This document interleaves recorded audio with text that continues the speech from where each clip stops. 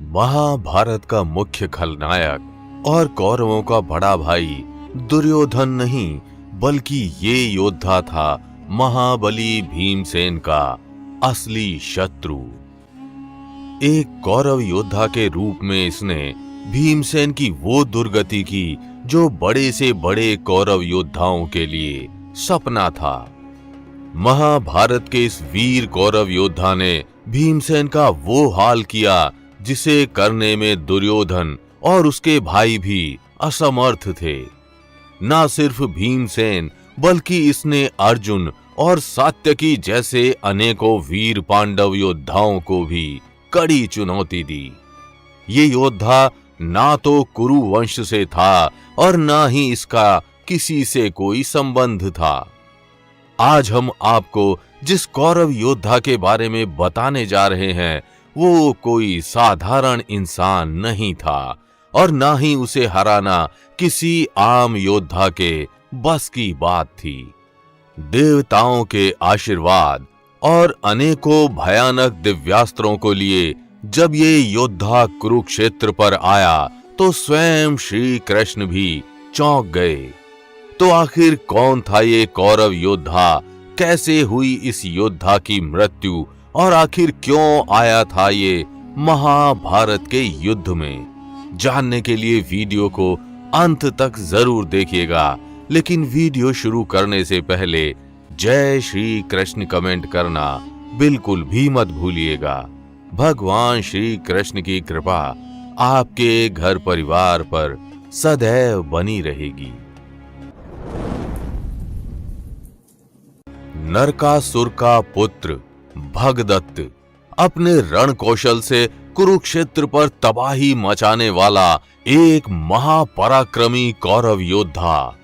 भगदत्त से युद्ध करना बड़े से बड़े पांडव योद्धाओं के बस की बात नहीं थी। रणभूमि पर वो किसी भयावह सांप की तरह पांडव सेना को निगलता चला जा रहा था। भीमसेन, अर्जुन और सात्यकी जैसे परमवीर पांडव योद्धा भी भगदत्त के आगे विवश हो गए। हालांकि अर्जुन से उसे पूरी टक्कर मिली, लेकिन सात्यकी और भीम उसके आगे ज्यादा समय तक नहीं टिक पाए। एक लंबे युद्ध के बाद तंग आकर भगदत्त ने अर्जुन पर भगवान विष्णु का वैष्णव अस्त्र चला दिया, जिसका उत्तर ना तो अर्जुन के पास था और ना ही कोई अन्य पांडव योद्धा इससे बचाव का तरीका जानता था। ऐसी कठिन घड़ी में श्री कृष्ण ने अर्जुन को बचाया और वैष्णव अस्त्र को अपने ऊपर सहन कर गए। अंत में अर्जुन का भी अन्य योद्धाओं जैसा ही हाल हुआ। जो योद्धा अर्जुन को टक्कर देकर स्वयं श्री कृष्ण को मजबूर कर दे, वो कोई साधारण योद्धा नहीं हो सकता। ना सिर्फ वैष्णव अस्त्र बल्कि भगदत्त शक्ति अस्त्र की भी जानकारी रखता था और इसके पास इंद्र के हाथी ऐरावत के वंश का सौप्तिक नामक बलशाली हाथी भी था। भूरिश्रवा के साथ मिलकर भगदत्त ने पांडव सेना को तबाह करना शुरू कर दिया। एक तरफ भगदत्त अपनी हाथियों की सेना के साथ था तो वहीं उसके सामने महाबली भीम खड़े थे। भीम में असंख्य हाथियों का बल था और उन्होंने ना जाने कितने हाथियों का दमन भी किया था, लेकिन भगदत्त के सौप्तिक नामक विशाल काय हाथी से पार पाना भीमसेन के भी बस की बात नहीं थी।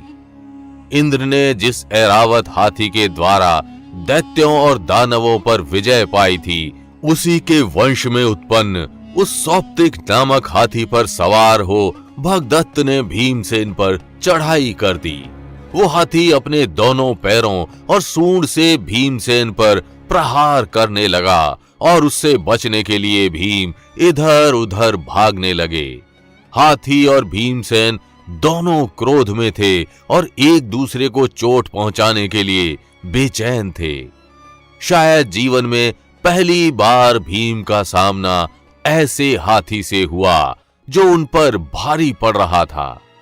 अंत में भीम ने उस हाथी को चकमा दे दिया और वे उसी के शरीर में छुप गए।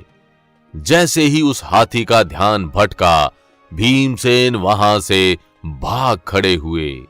इसके बाद महाभारत के युद्ध में भागदत्त के जीवन का वो निर्णायक दिन आया जब उसका सामना अर्जुन से हुआ।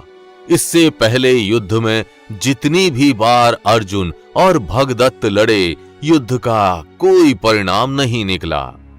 महाभारत के युद्ध से पहले भी इनकी एक बार टक्कर हो चुकी थी।